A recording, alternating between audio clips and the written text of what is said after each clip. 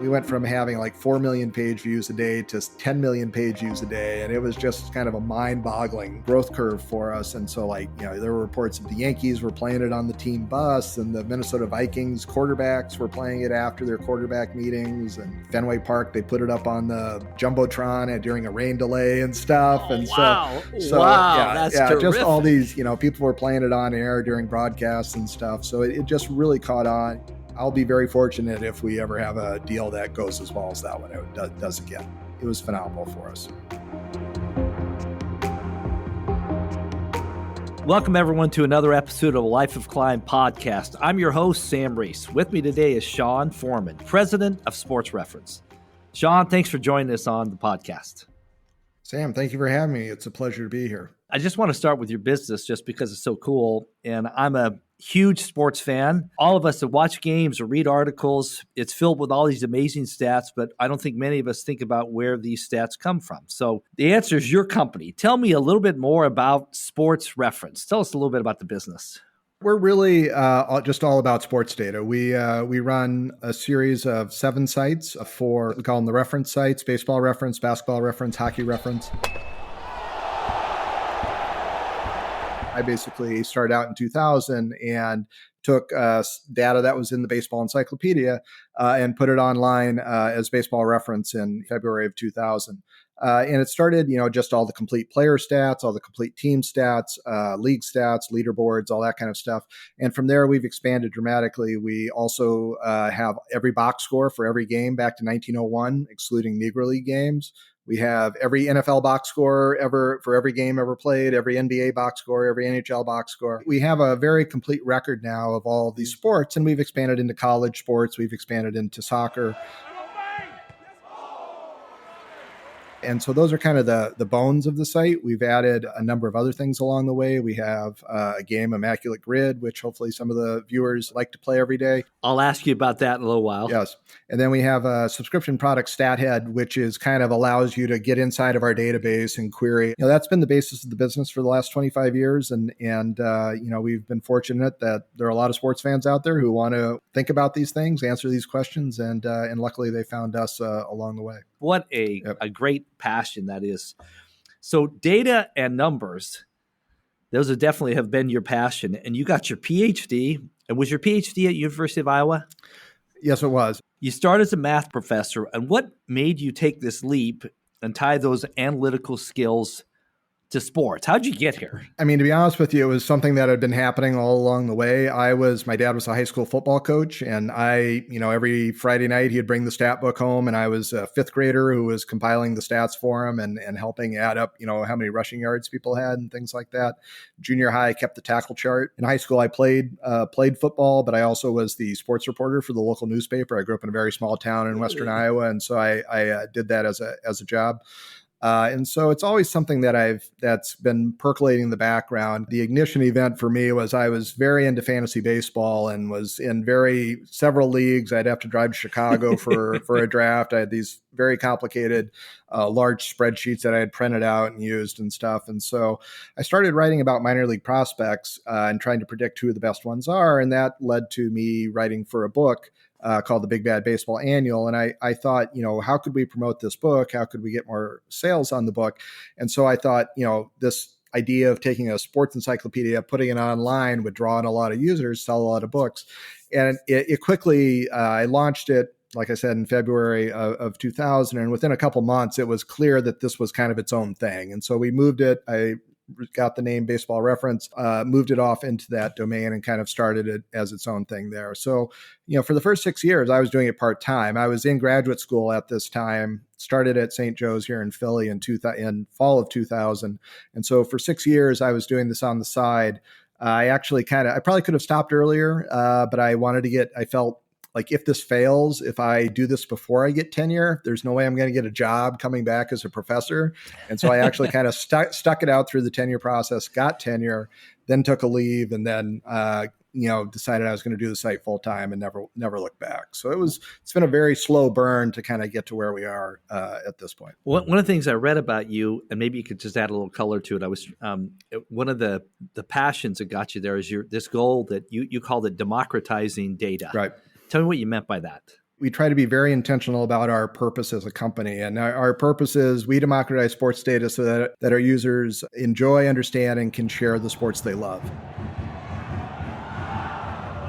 For us, data democratization really has two major prongs. One is just making the data easy to use. There are tools on our site where you can download the tables you see into Excel, where you can, in some cases, purchase large data sets.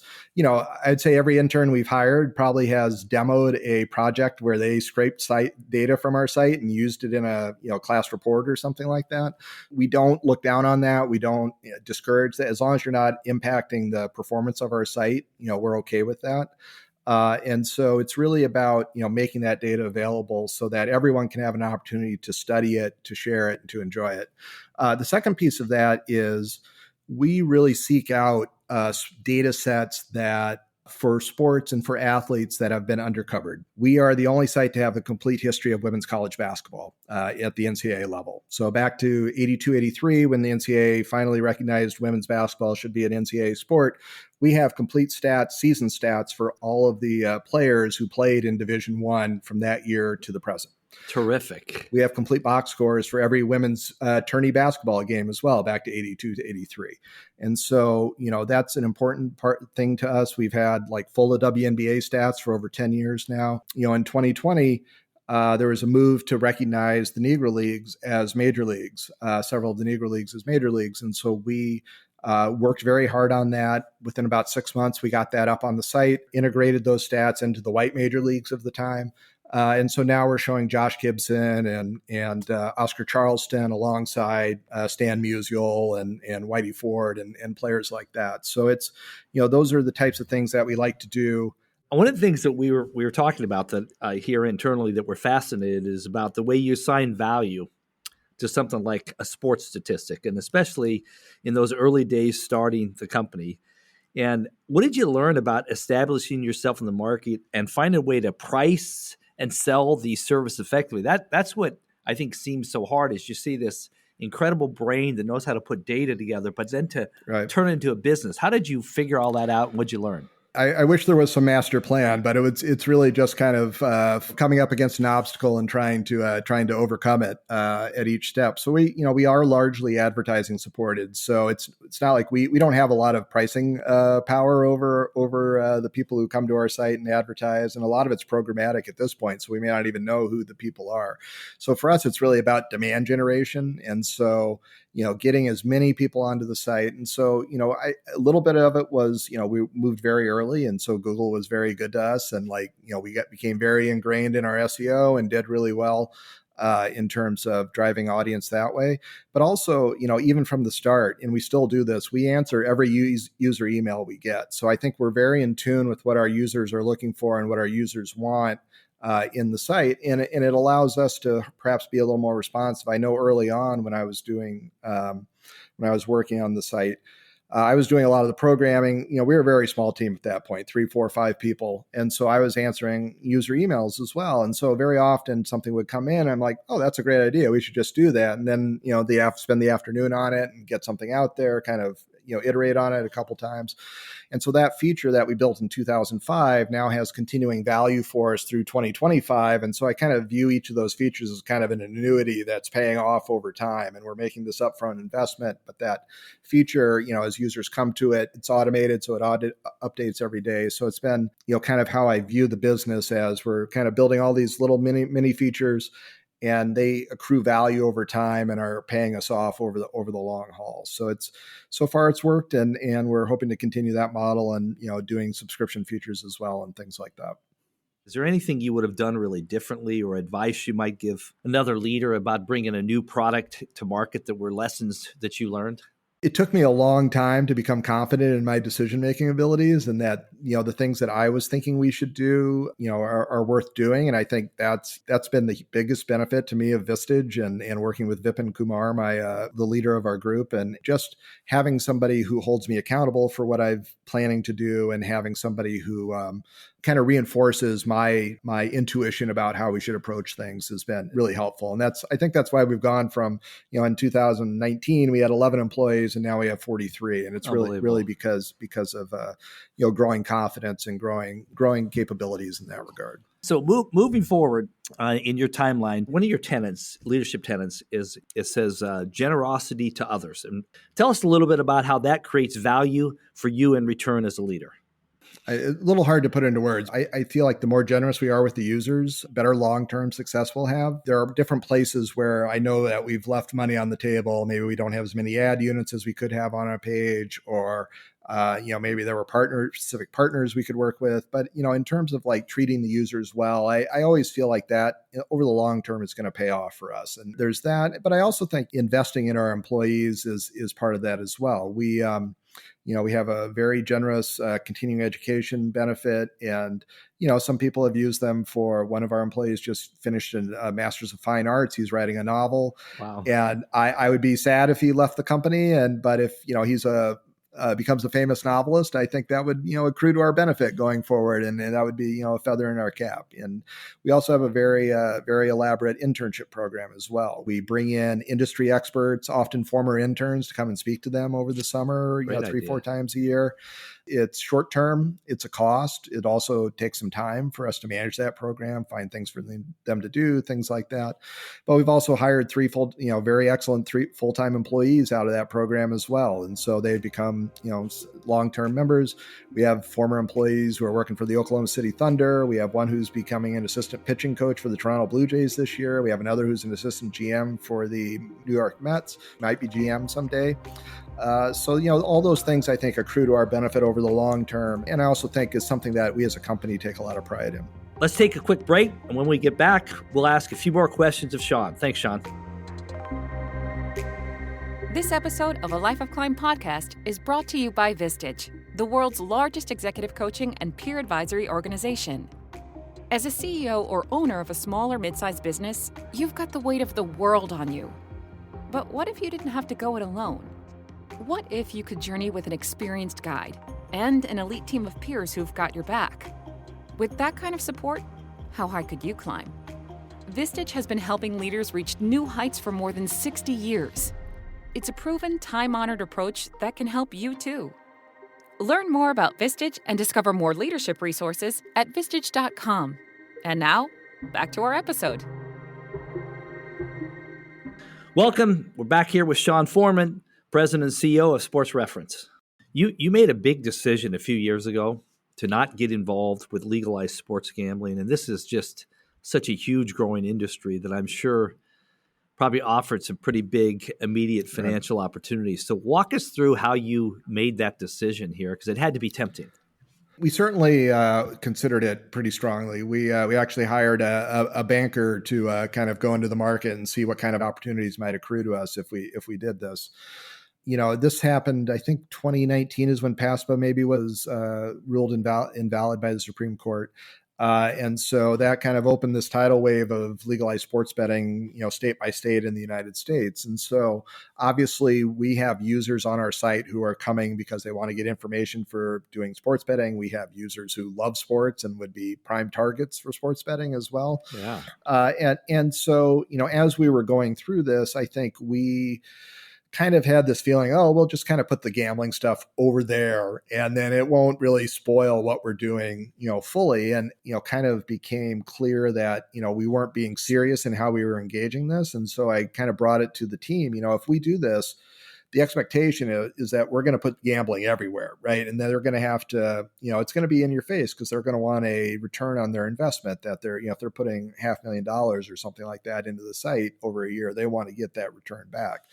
And as we were looking at the, the revenue models and things like that, it just kind of what we landed upon is we didn't want to win if our users were losing. And that's really what it felt like, because a lot of these deals involve like us getting a cut of whatever your losses would be if you sign up through our site. We're not opposed to sports betting. I do a little bit of sports betting just for fun, but we'll allow you to advertise your sports book on our site. We just don't want to do any of these revenue share deals where we're winning, because you're losing hundreds of dollars or thousands of dollars, every other month. We set a decision. That's what we're going to do. We've stuck to it since then. I think Ben Thompson talks a little bit about a strategy credit where, maybe a decision you're going to make anyway has some strategy value. And to us, I think the industry right now is just so inundated with gambling messaging that amazing. we're a little bit of an oasis in that way. And I think, a little bit of a safe space for people who want to avoid gambling messaging. And so hopefully that's been to our benefit. I certainly don't feel like it's hurt us, financially. Maybe we've forgone, some marginal revenue. We're still doing well and still happy with where we're at.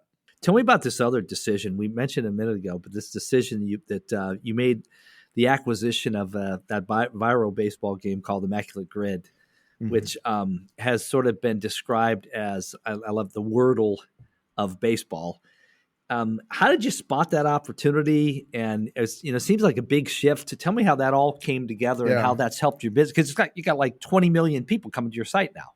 So Immaculate Grid, it's a 3x3 game. Basic premise is, across the top, there's a category, down the sides, there are categories. And then, you find a player that matches the two categories. So maybe it's New York Yankees, 30 home runs. So maybe you put Aaron Judge in there, or maybe it's Boston Red Sox and New York Yankees. And then you put Mike Stanley in there or somebody else. So this is one of those things where having Vistage as a resource has really helped me, because I'm not sure we would have jumped on it as quickly as we had if I didn't have that group to kind of bounce things off of. But this was 2023, and the game launched. Another gentleman, Brian Minter, created it, and that game launched in April of 2023. And I started noticing, like, our baseball traffic numbers are actually rising substantially over what they were last year. So, like, maybe we were like 10, 15, 20%, which was kind of unexplained, because people were talking about baseball, being kind of down a little bit in popularity and stuff, and pace of play in the game and stuff like that. And I think that when they just started like doing the pace of play stuff, well, I thought maybe pace of play is fixed and people are, back to baseball now. Started doing more research, and it became pretty apparent pretty quickly that what was happening is people were either cheating playing the game, coming to our site, or they were checking their answers afterwards, and looking for other solutions to the game. And so that became very obvious very quickly that there was kind of this synergy between the game and our site, and that they were really kind of feeding off each other, and that there was an opportunity there. So he had only launched it for baseball. We also have basketball, football, hockey, soccer. And so we really saw an opportunity there to like take his game. It would work exactly the same for these other sports. And we'd always kind of seen the opportunity there being a platform for all these sorts of things across all of the sports. And so we had done a lot of work to kind of standardize things across the sports already. And so it really plugged in almost seamlessly. And to be honest, he actually approached us first, because I think he saw the opportunity as well. Part of like I said, having a good reputation is, with your users opens up some of these opportunities as well. So I actually had a Vistage meeting, like maybe the day after he reached out to me. I prepared something quick, talked it over with Vipin, presented it to the team, and they're like, "What are you waiting for? Why haven't you jumped on this?" And I had an executive team meeting, and everybody kind of reaffirmed, that decision, and so quickly negotiated a deal with him. And I think it took us maybe 2 weeks from like initial discussion to signing the deal, and then like another week to like get everything done for the baseball site, like moving it over to our infrastructure, using our images, stuff like that, our logos. Thanks to all this standardization we had already done, it took us literally like 4 weeks to get it out on basketball, football, hockey. Wow. And we went from having like 4 million page views a day to 10 million page views a day. And it was just kind of a mind boggling growth curve for us. And so like, there were reports that the Yankees were playing it on the team bus, and the Minnesota Vikings quarterbacks were playing it after their quarterback meetings, and Fenway Park, they put it up on the Jumbotron during a rain delay and stuff. Wow, and that's terrific. So yeah, just all these, people were playing it on air during broadcasts and stuff. So it just really caught on. We were Branch Rickey, I think, luck is the residue of design, but we were fortunate to be in a position to do that. It kind of pulled on a number of things that we had been doing already, kind of planning for the standardization. I'll be very fortunate if we ever have a deal that goes as well as that one does again, but it was phenomenal for us. I can't imagine you'll ever forget having it Fenway Park showing up on the board. I mean, that's like something you dream about. What an incredible milestone for your business there. Yep. Well, I don't usually do this, but I wanted to read a line from this Vistage Leadership Award nomination, because I think it just says a lot about you. And this is a quote from one of your employees talking about how you handled that acquisition.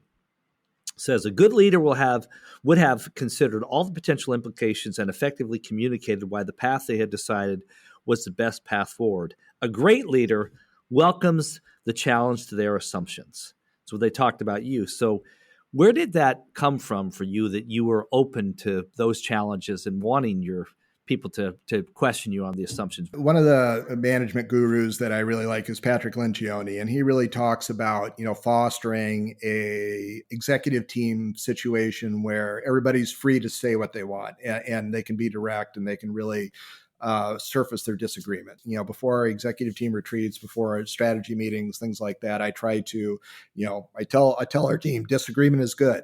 Don't hold it in. If you disagree with, what's happening, you need to say so, because otherwise you're not going to commit to the path forward. And, I try to really foster that. I try to draw that out, use some of the examples he has in his books about, pointing out when good disagreement is happening in meetings to encourage more of it. And so that's something that I've actually had to work on. And I'm a bit of a conflict averse person myself. And so been working really hard on like more direct communication, thinking really about, why am I feeling unsettled about this, and actually voicing it and elaborating on it. So it's taken work to get to that point. Well, you're following a superstar. He's, a great friend to Vistage, and Lencioni's just done a ton of work with us. And, I think it's like the standard book all leaders need to read is The 5 Dysfunctions of a Team. Right. It all starts with trust. Right. If you don't have trust, then you'll never, and trust, right. You have to have those difficult conversations here. I know I as I was listening to you, I know early on my days as a CEO, I definitely had some imposter syndrome. Has that ever crossed your desk as well? It does. Yeah, absolutely. Yeah. Where does it come from you? Where does the imposter? I don't have an MBA. I did not go to school for business at all. My dad was a teacher. My mom was a medical records administrator. So it's not like I grew up working in a business. So it was, it's probably that lack of experience. Even after I had been teaching for a number of years, I would still have nightmares the week before classes started that I had forgotten where the classroom was and all that stuff. I was speaking to my dad, and he had taught high school for 30 plus years. And he said, "Oh yeah, I still got those even after teaching for 30 years. So I think it's a natural thing. And I think if the people who don't have the imposter syndrome are kind of the ones I worry about a little bit. I think having a little bit of that humility and feeling that, you don't have it all figured out can often be a good thing. I want to ask you about your experience with Vistage. You told a great story about how you found sharing some of those challenges with your group, both getting advice. It was interesting. I remember I had a similar situation on acquisition almost 20 years ago, and everybody said, why do you not already own that company? Can you just talk through a little bit more about the value you feel from the interaction of your specific group, just how that supports you as a leader? Yeah, I've been in the group now 5 years. I actually got my 5-year little trophy yesterday. So congratulations! Thank you for that. So there were a group of about 5 of us who have been there for 5 years. So being the leader is sometimes a lonely job, and so having other people who are going through similar situations to you, or seeing other people have to deal with issues not necessarily of their own causing that are more significant than the ones I have to, also kind of puts my problems in perspective and makes me feel like I can certainly manage this if they're able to manage that. And also just getting, people who will check in on me if something has been difficult or something like that it's really been helpful. Before I ask you about other advice you might give other leaders here, what's the sport you're most excited about? Because you're a guy that digs into the numbers here. Yeah. Is it baseball? What's the one that you just get geeked out on? So historically, it's baseball. I grew up a huge baseball fan, played baseball, fantasy baseball, kind of walked away a little bit from my baseball fandom. I still go to a number of games, still watch a few games. I'm really into soccer now. So like I'll be watching the U.S. men's national team tonight. I've been to a number of their matches. I've been to Europe several times to watch matches. So I think for me, it's kind of the new thing, and it's such a rich world, and there's so much kind of cultural aspects to it tied into it. So I've really, and we launched our soccer site, I think 7 years ago now. So I really kind of, I felt I had to immerse myself in it before I could, create a site for it. And so that was probably a 5 to 6 year process, because it was one of those cases where I didn't know what I didn't know, and I didn't know a lot. And so it took me a number of years to figure out kind of how the soccer world worked and what the stats looked like and things like that. So, but I've really come to enjoy it, really come to love it. And I watch quite a bit of soccer now at this point. So I will ask you one other question. Any other advice you'd have for other leaders out there that you've learned in your journey that might be helpful to them? I mean, for me, it's really just been a lifelong learning about it. There's so much free information out there. There's information. It's not free, but I mean, information that Vistage provides as part of your membership that I've gotten a lot out of. That you mentioned some of the speakers and things like that. But also, things on blogs, the newsletters, Harvard Business Review subscriptions. I mean, so many books I've read. Probably, hundreds of business books. And you mentioned Patrick. I think I own at least 8 of his books. I've probably read them like 27 times, if I count them all up. For me, it's just that continuing to learn and continuing, as a new problem comes up, a new opportunity comes up. For me, it's really about, reading and learning and thinking about how to approach that. Well, I'd say that's definitely better than an MBA. That is much better than an MBA. So I think you've way surpassed it with your success and staying with continuing learning. And plus you're reading the right, those are the big names in it. But what a pleasure, Sean, spending time with you. What an incredible story. It's so easy to see just spending a few minutes with you, how passionate you are about what you do and how important it is for you to lead a great company.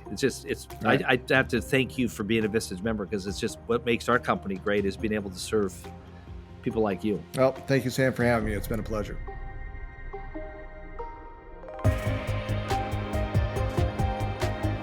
Thanks for joining us for this edition of A Life of Climb podcast. Friendly reminder to please subscribe or follow the podcast to get all the latest episodes. And please visit vistage.com/podcast for more resources to support you on your leadership journey.